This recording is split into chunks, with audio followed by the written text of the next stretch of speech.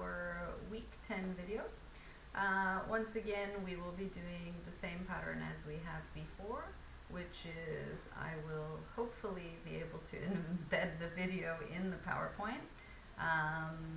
I've had some computer issues this week, but there's always something. So anyways, even if you don't get the video embedded in the PowerPoint, please play the video and watch the PowerPoint or read the PowerPoint at the same time. You do not need to watch the video separately because, you know, it is part of the PowerPoint, but you do need to listen to the video at some point. So moving to week 10, this week we're going to be talking about introduction paragraphs specifically and a simple way to expand your vocabulary. But first, I'm moving on to slide number 2. We need to talk about week 8 assignments, and what I'm trying to do with this section of our classes is to get you in the habit of self-correcting. Because many students write without thinking about what they're actually doing and making sure that they are taking a look after they've finished writing and just looking for really simple, easy mistakes for you to fix yourself so that then you get more points, because that is the ideal. Anyway, so we're going to take a look at 5 different slides and corrections. So these are from your week 8 assignments. Overall, I thought the assignments were really good, really interesting. I was very impressed, actually, with a lot of the book choices and magazine choices that you made. We should talk briefly about books and magazines versus newspapers. Some students chose newspapers, which actually is fine. It's just slightly more complex because, I'm just trying to think if I've got a newspaper. If you do choose a newspaper, I'm just going to look over here and grab a newspaper. Here. Okay, so this is just part of the newspaper which I got in, where is this from? This is from Australia.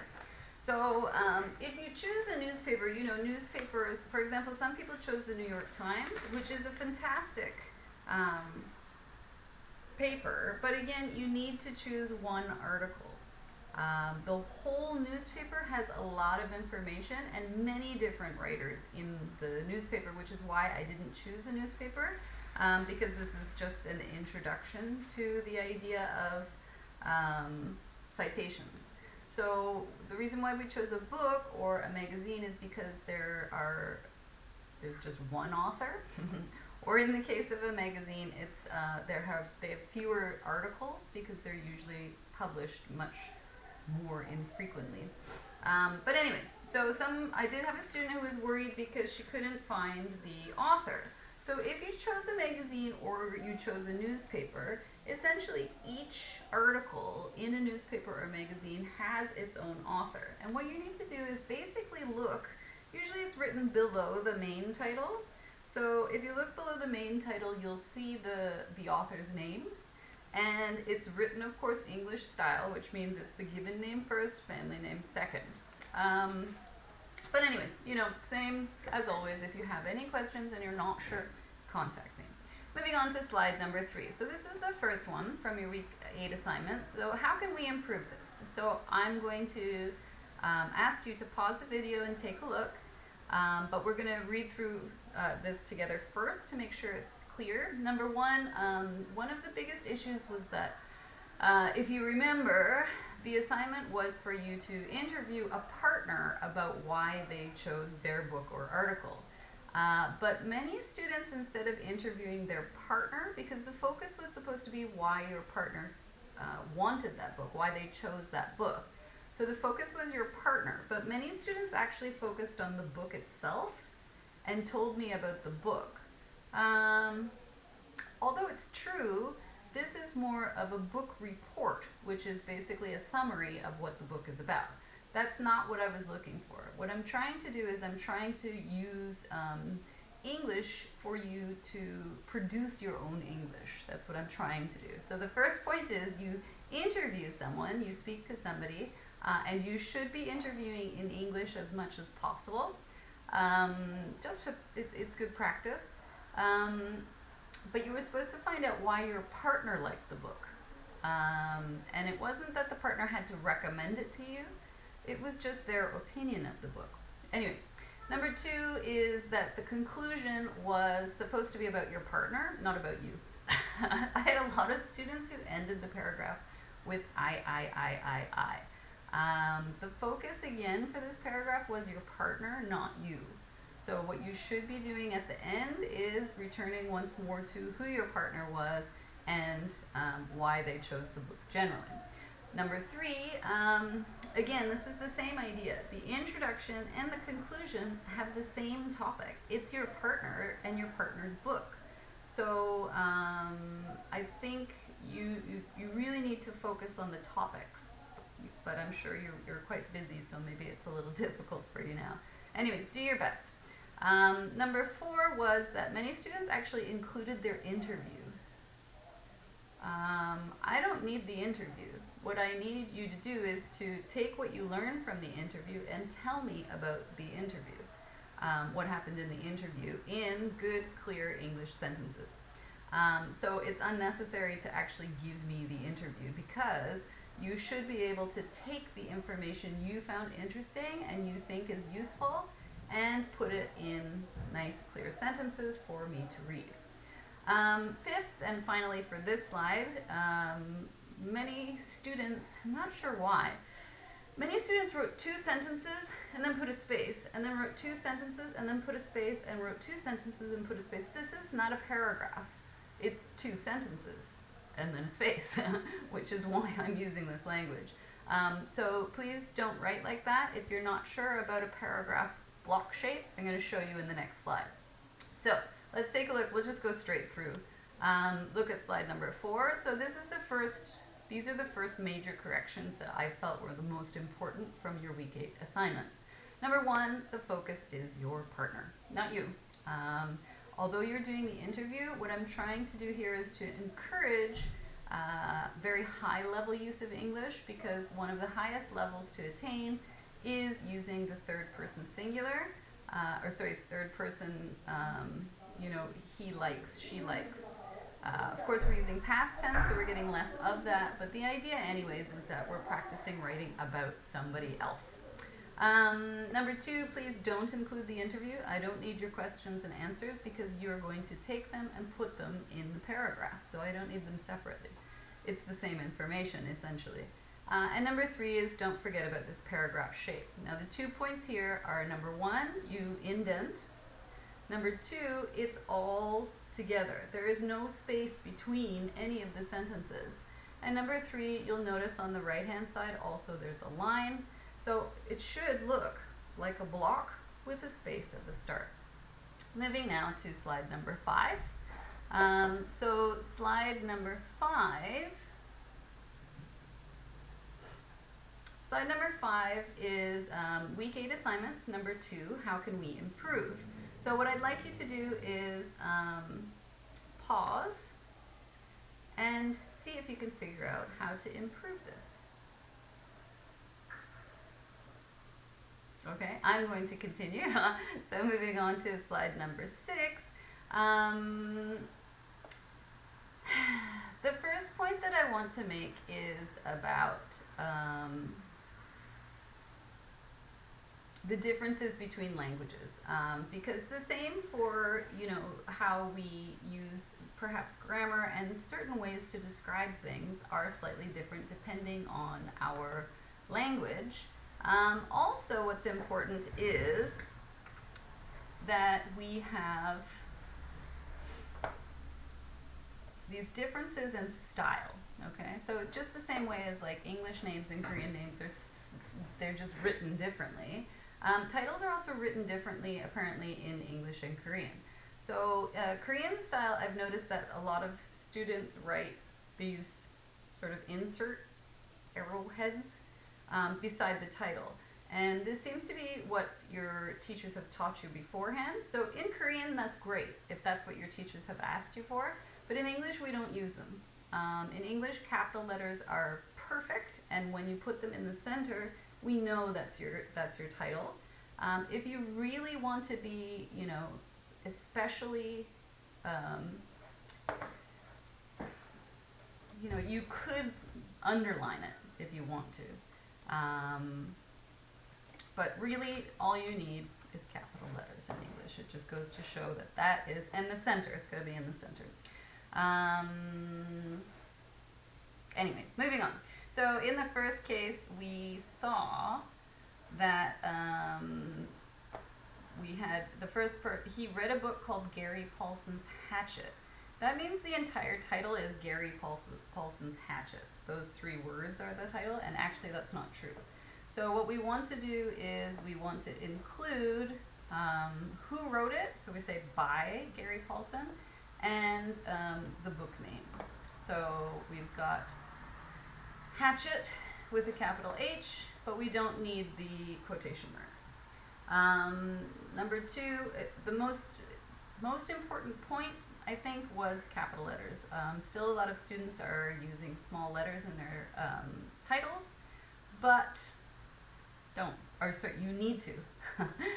You need to use capital letters. Another quick point is if you look at number 6, number 5 is important, and number 6.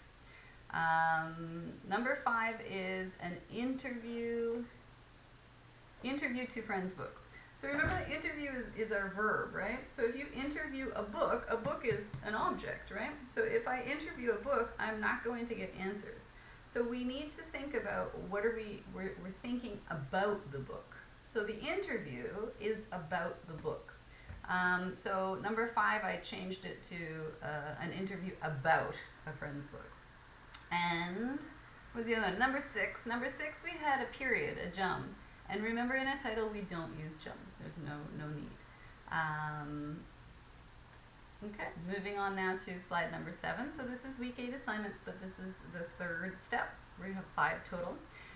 So what I'd like you to do is see if you can find some simple ways to correct these 4 items.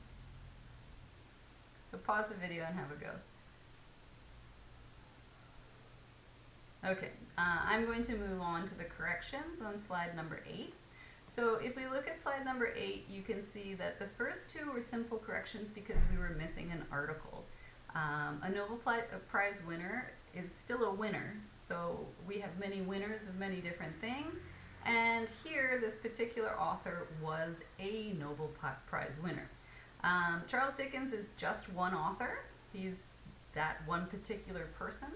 So the author of that book was Charles Dickens. Number 3, did you catch that the tense was wrong? So I will interview means in the future, but when we read the whole paragraph, he's actually talking about an interview he already finished, which means we should be using past tense. So goodbye Will, hello Edie.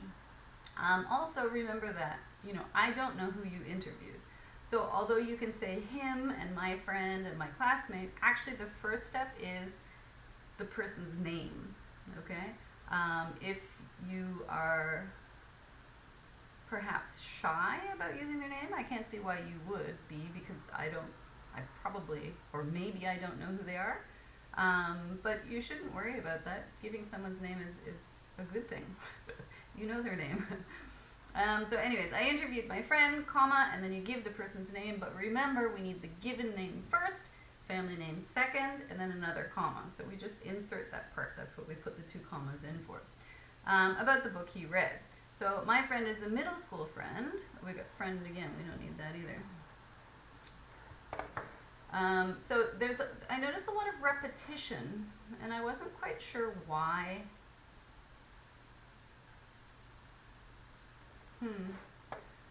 Okay, well I guess we keep it in there. Anyways, if you say he's a middle school friend, then you say he went to school with me when I was in middle school. It's the same thing. So I don't see, there's no new information, so we don't need it. Just putting words in is useless.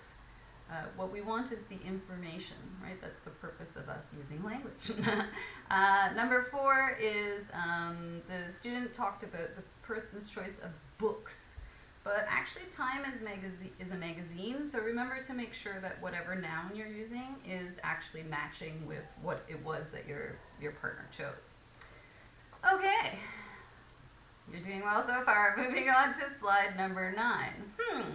So slide number 9 is again still about your week 8 assignments. This is number 4. And how can we improve these points here? So please have a look, pause the video, and see if you can figure out how we can make these better. Go for it. Okay, I'm going to move on to slide number 10. So if we, excuse me, take a look at slide number 10, our week 8, number 4 simple corrections, we can see that first of all we're talking about one book, so we need to define, there's one specific book, the English book, which is called George and Martha One Fine Day. Even though it may be written in capital letters on the book cover, for example, Bunnicula, you know it doesn't need that. So the only thing that needs the capital letter is the first, and then the rest can be written in small letters. Okay, number 2 was very cute. Based on the assignment submitted last time, I interviewed So Young's magazine. Remember, a magazine is inanimate. It can't talk to you. So you can't interview a magazine, you can't interview a book. I mean, you could, but you would be pretty bored because you wouldn't get any answer. So remember, we're talking about the magazine, about the book. And this is why prepositions in English are so important. We really need them. Number 3. Number 3, I think we got 2 points here. Number 1, we remember to put the family name last in English. And number 2, when we talk about being in the same department, you need to describe as who. Same department as me, same department as my roommate, the same department as whomever. And it's always the same. Very good there. Number 4, remember any title, we need Dave and John. Our capital letters are very important. Number 5 is interesting because at first and at last are not used for transition words because they define a period of waiting for something. So usually if you say at first, it means this is what it was like in the beginning and it's going to change later. But actually it didn't change. You're just giving a listing of facts, which is first, second, third, fourth. So we would get rid of at and capital F first. Number 6 was quite common. Well, all of these were relatively common. Number 6, though, when we start with the transition words in conclusion, and then we put a comma, after a comma in English, it's always a small letter, unless it's a name. But, you know, maybe 8 times out of 10, it's going to be a small letter. So if you're not sure, use a small letter. Moving on to slide 11. So this is our last in the series of how we can improve. These are self-corrections. So these are just the citations. So what I'd like you to do is take a look through these and see if you can find some simple ways to improve them. So pause the video and have a look, please. Okay, and once again, I'm going to continue. So remember, do take the time because it's important. I'm going to move on to our slide number 12. So this is week 8, number 5 simple corrections, and this is about citations once again. So if we take a look at number 1, it has cite. We don't need the word cite because of the way it's written. We know what it is. Nothing else is written like this, basically. It's just a citation. So the biggest problem for these citations, and that was actually 1, 2, 3, 4, all of them had the problem, is that people were using the names the way they're written on the cover instead of switching them. So remember that, for example, here, if this is G.K. Chesterton, G.K. are his given names. Chesterton is his family name. So when we cite, we put the family name first, and then a comma, and of course we don't need to use all capital letters. So we do capital C and then small H-E-S-T-R-T-O-N. Then we do a comma, and then we put the given names or initials. G period, K period. Now the first one here was interesting because It's listed as being published in 1946. Now, possibly this is the first time it was published, but do be careful because you want to show the most recent date it was published. So, if it was published in 1946, well, I mean, it's possible, but it sounds unusual to me. Anyways, so do be careful because although when we translate back and forth, when we translate into Korean then back into English, often the articles get dropped. So for example, in number 3, it is the Maze Runner, not just Maze Runner, because it refers to the one person who is the Maze Runner, the main character. And then number 4, don't forget the title.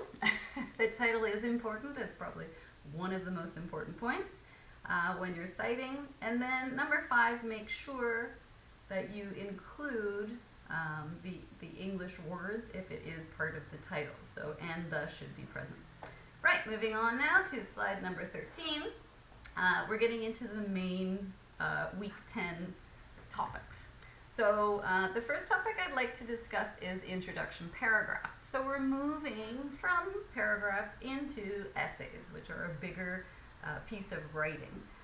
So we're not doing essays as yet. I just want to introduce the ideas behind an essay before we practice them. So from a paragraph, which is our 10 sentences, we move to an essay. So if you remember when we talk about, I'm now looking at slide 14.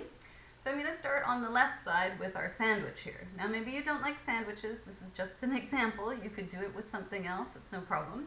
But the idea is if you take a look at the topic sentences, which are our introduction, and the closing sentences or the conclusion sentences, these are the same, these are synonyms, they're bread. It's the same material. Okay, so once again, this is one of the points I'd like to make. And then if you make a sandwich, or if you make a burger, or if you make a bop burger, or if you make maybe kimbap, or I'm trying to think of some other kind of layered things. Anyways, the point is that you can choose what to put inside, the same way you could with the sandwich, or with the burger, or with the pop burger, or with, I don't know, kimbap. So the supporting details, we choose 3. Okay, that's what we're looking at. And basically what we're doing is we're trying to show what our topic is about, what's interesting about it, what we like about it. So what we do when we move from a paragraph to an essay is that the top bun becomes an introduction paragraph, okay? So the whole paragraph is now our starting point. Then, if we talked about the lettuce, the tomato, and meat, those would be the 3 details, but we would talk about each of them for 10 sentences, depending on the length of the essay, 5 or 10 sentences. And then the bottom bun and the conclusion paragraph would be very similar to the introduction paragraph, but of course we would be using different words and different sentence structures to supply the same information. So moving now to slide number 15, once again I want to look at this essay framework in more detail. So again, an introduction paragraph, remember we have our 5 steps. So we introduce the topic, right, just our general topic. We give a first detail, a second detail, a third detail, and a conclusion. And the conclusion and the introduction contain the same information. So paragraph 2, we now take our detail 1 and we make a new paragraph, but detail 1 becomes the introduction. And then we choose 3 details about that topic. And then we conclude about that topic. So what I've done here is I've tried to color code it. So what we're going to do is take a look at the colors. So our detail 1 is going to be in red, detail 2 will be in blue, and detail 3 will be in green. So if we take a look next at slide 16, you can see that I've gone back to the paragraph we used at the start of the semester, which is the perfect ice cream sundae. Our introduction paragraph would be this paragraph, okay? And then if we use this paragraph, and we're thinking about what we just spoke about, so with this in mind, what is the topic of paragraph 2? So if we take a look and we click, then paragraph 2 topic, you should be thinking, oh, it's the 3 different ice cream flavors. And what was our detail 2, which will become the topic for paragraph 3, is, if we click again, we'll see it, is sauces. And remember, we've got transition words there, so we can go, oh yeah, it says start. So the start shows us that's the first detail. Next is the second detail, and our paragraph 4 topic will be detail 3, which will be the final touch of toppings.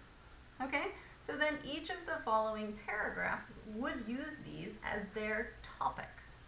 So paragraph 2 topic would be 3 different ice cream flavors, and then you would talk about 3 different choices that you have for your favorite ice cream flavors. Paragraph 3 would be about our second detail, which is the sauces. So you would choose 3 sauces that you particularly like, and then you would discuss each sauce separately. And our detail 3 would be the final body paragraph, which would be our paragraph 4, and the topic would be toppings. So you would choose 3 toppings to discuss in more detail, and then our final paragraph would be the conclusion. Now, don't worry too much. This is just the starting stage, just to think about it. So if we were to talk about, if you're going to use the burger as a description, the first paragraph talks about the bun, and then the second paragraph you'll talk about the lettuce. Third paragraph you talk about the tomato. Fourth paragraph you talk about the meat. In the 5th paragraph you talk about everything together. Anyways, moving on now to slide 17. Slide 17 is synonyms and antonyms. And I'm just going to check to make sure that my camera is still working.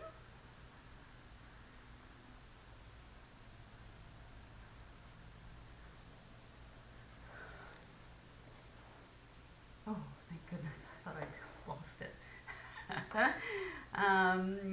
Okay, once again.